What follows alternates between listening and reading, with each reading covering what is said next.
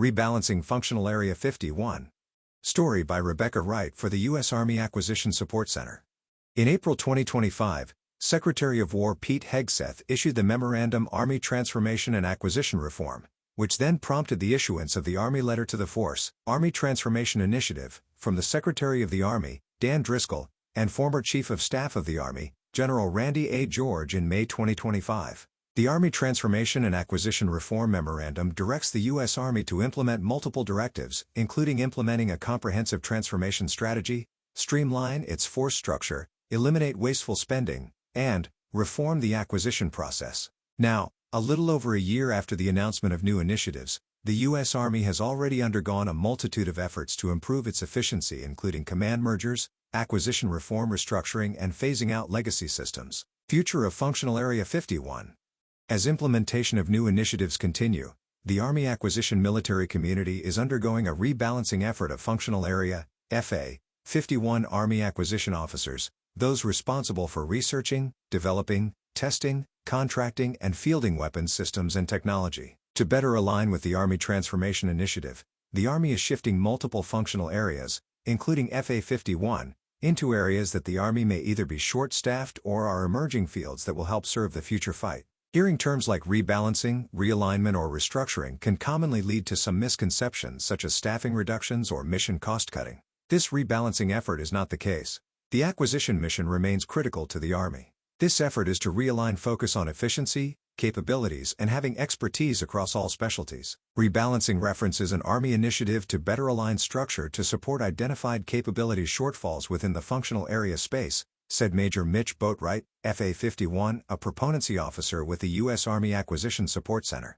Specifically, it seeks to create greater capacity within the Space Operations, FA 40, and Operations Research/Systems Analyst, ORSA, FA 49, without an overall growth in authorizations. Even though this realignment will result in a reduction in the number of FA 51 officers, it is not considered a cut in personnel in the traditional sense. The Army is limited to how many officers it can have. Therefore, the Army is reprioritizing where to assume risk in a situation where it cannot simply add additional structure. It is exchanging some additional risk within the acquisition functional area to reduce risk with the ORSA and space operations functional areas.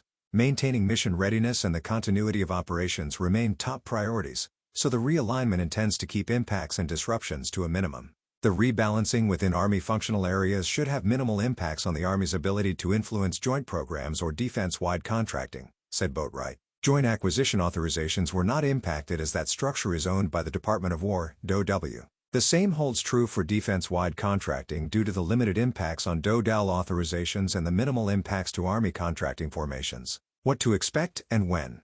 The rebalancing effort is not happening overnight.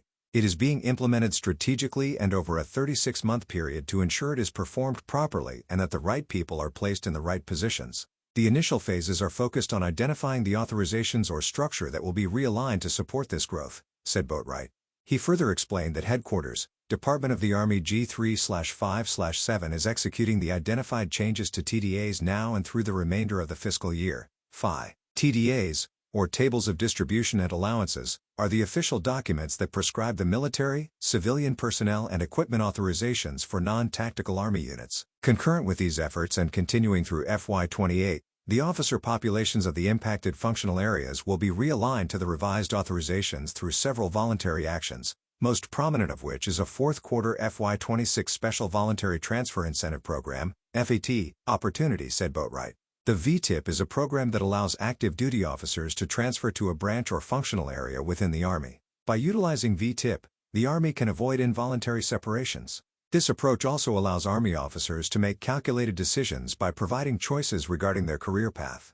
For our mid-grade officers, it's important to highlight that the Army is not looking to separate officers, rather realign talented officers to critical Army areas, said Boatwright. There is no plan to initiate immediate separations to support the realignment of Army talent.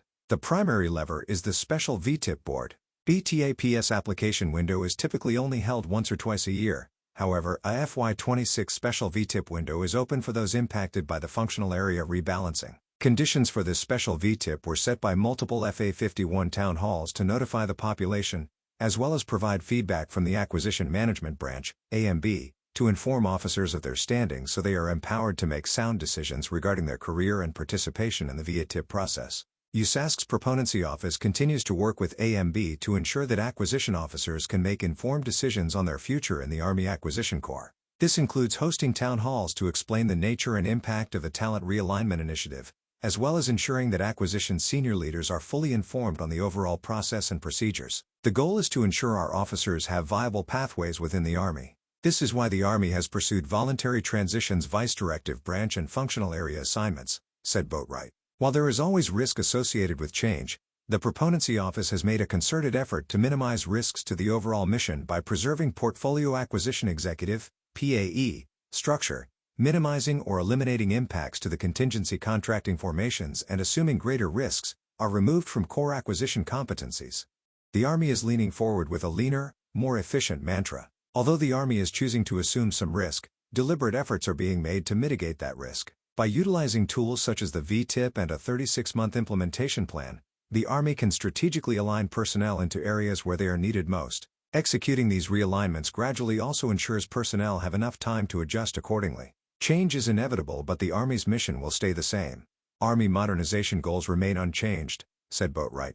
By preserving the core acquisition structure of the PIEs and contingency contracting formations, the Army Acquisition Corps is postured to continue executing the Army's modernization priorities while leveraging agility to rapidly deliver capability to the warfighter. Note: to stay informed of changes as they are released, acquisition professionals can monitor Behind the Frontlines for follow-on articles explaining the latest updates.